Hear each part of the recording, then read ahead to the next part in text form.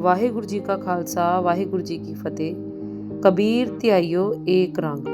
सतगुरु जी फरमाते हैं कि भक्त कबीर जी एक ऐसे प्रभु प्रेमी हुए हैं जिन्होंने एक वाहेगुरु को एक रूप में याद किया। समय के अंधेरे एवं ब्राह्मणों के जाल उनको प्रभु के नाम से दूर न कर सके। भक्त कबीर जी भारतवर्ष में 15वीं सदी के मध्य में महान भक्त हुए हैं। उनके समय लोधियों का राज था तथा उस समय में धर्म की लहर चलती थी। हिंदू समाज के पुरोहित ब्राह्मण सनातन मत अनुसार जात पात गोत्र कर्मकांड और मूर्ति पूजा में व्यस्त थे। लोगों को सच्चे धर्म तथा एक ईश्वर का नाम नहीं बताते थे, बल्कि अंधेरे में रखते थे ताकि उनका अपना हलवा पूरी अर्थात स्वार्थ चलता रहे। उस समय मूर्ति पूजा की प्रधानता थी। उस समय ही हजरत मोहम्मद साहब का चलाया हुआ इस्लाम धर्म भारत में प्रवेश कर चुका था। मस्जिदें बन चुकी थी तथा बांग दी जाती थी। क्योंकि इस्लाम भी देवी देवताओं के विरुद्ध था, इसलिए साधु संत फकीर जब भक्ति मार्ग की तरफ बढ़े थे तथा एक ईश्वर की स्तुति करते थे, जैसे कबीर जी का अपना वचन है, कबीरे पकड़ी टेक राम की तुर्क रहे पचहारी। तो चलिए भक्त कबीर जी की जन्म कथा श्रवण करते हैं। भक्त कबीर जी बाबत भाई गुरदास जी ने अपनी रचित वार में यूं फरमाया है। होए बिरकत बनारसी ਰਹਿੰਦਾ ਰਾਮਾਨੰਦ ਗੁਸਾਈ ਅੰਮ੍ਰਿਤ ਵੇਲੇ ਉੱਠ ਕੇ ਜਾਂਦਾ ਗੰਗਾ ਨਾਵਣ ਤਾਈ ਅੱਗੋਂ ਹੀ ਦੇ ਜਾਏ ਕੇ ਲੰਮਾ ਪਿਆ ਕਬੀਰ ਤਿਥਾਈ ਪੈਰੀ ਟੁੰਬ ਉਠਾਲਿਆ ਬੋਲੇ RAM ਸਿੱਖ ਸਮਝਾਈ ਜਿਉ ਲੋਹਾ ਪਾਰਸ ਛੂਹੈ ਚੰਦਨ ਵਾਸ ਨਿਮ ਮਹਿਕਾਈ ਪਸ਼ੂ ਪਰੇ ਤਹਿ ਦੇਵ ਕਰ ਪੂਰੇ ਸਤਗੁਰ ਦੀ ਵਡਿਆਈ ਅਚਰਜ ਨੂੰ ਅਚਰਜ ਮਿਲੇ ਵਿਸਮਾਦੇ ਵਿਸਮਾਦ ਮਿਲਾਈ ਝਰਨਾ ਝਰਦਾ ਨਿਰਚਰ ਹੋ गुरमुख बाणी अगड़ कढ़ाई राम कबीरे भेद न पाई। भाई गुरदास जी फरमाते हैं कि बनारस शहर में एक त्यागी साधु रामानंद रहता था, जो बड़ा श्रोमणी भक्त तथा ब्रह्मज्ञानी भी था। उनकी दिनचर्या थी कि वह अमृत समय उठकर गंगा स्नान करके प्रभु का सिमरन किया करता था। एक दिन वह अंधेरे में जा रहा था कि उसके पैर को कुछ छुआ। उसने देखा कि आगे कोई कबीर जी लेटे हुए थे। उसे पकड़कर रामानंद ने उठाया।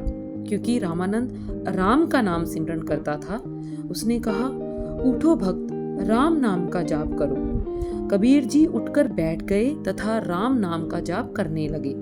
रामानंद के छूने से ऐसा प्रभाव हुआ कि जैसे पारस लोहे को स्वर्ण कर देता है, जैसे चंदन के पेड़ के पास नीम भी सुगंधित बन जाती है।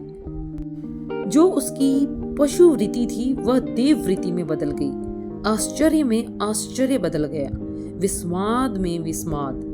10वें द्वार मूर्ति जुड़ी तो वाणी का प्रकाश हुआ। राम तथा कबीर एक हो गए। तो चलिए आगे श्रवण करते हैं भक्त कबीर जी की साखी। बनारस के पास गरीब जुलाहों का बसेरा था। वह परिश्रम करके अपना जीवन निर्वाह करते थे।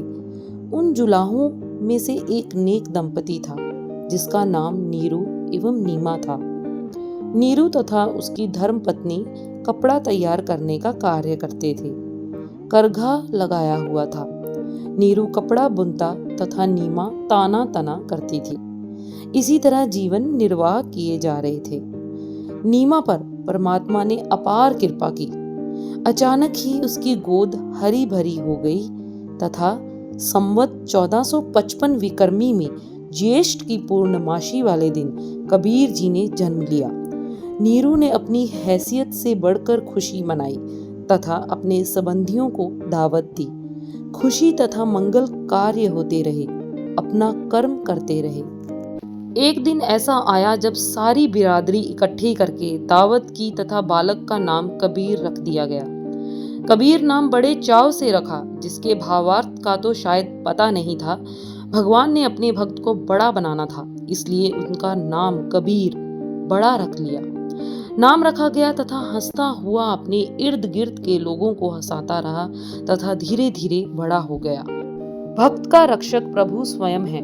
वह अपने सेवकों को पालता है। उस समय ऐसा वातावरण बना हुआ था कि बनारस के आसपास के गरीब लोग सभी मुसलमान हो चुके थे। कबीर का पिता नेहरू भी मुसलमान हो गया था। वह अपनी इच्छा से मुसलमान नहीं बने थे, ना ही उनको इस धर्म का ज्ञान था। वह तो तलवार के खौफ से मुसलमान बने थे। उस समय तलवार के जोर पर इस्लाम धर्म का प्रचार होता था। काजी तथा मौलवी बड़े शक्तिशाली बना दिए गए थे। नए बने मुसलमान कभी खुदा और कभी राम कहते, परंतु गरीब याद परमात्मा को करते रहते। ऐसी दशा में कबीर जी बालकों के साथ खेलते हुए बड़े होते गए। उनकी आयु 8 साल की हो गई। कबीर जी की अगली साखी कि वो कैसे भक्त जाहिर हुए, जल्द ही आप सबको श्रवण करवाएंगे। वाहेगुरु जी का खालसा, वाहेगुरु जी की फतेह।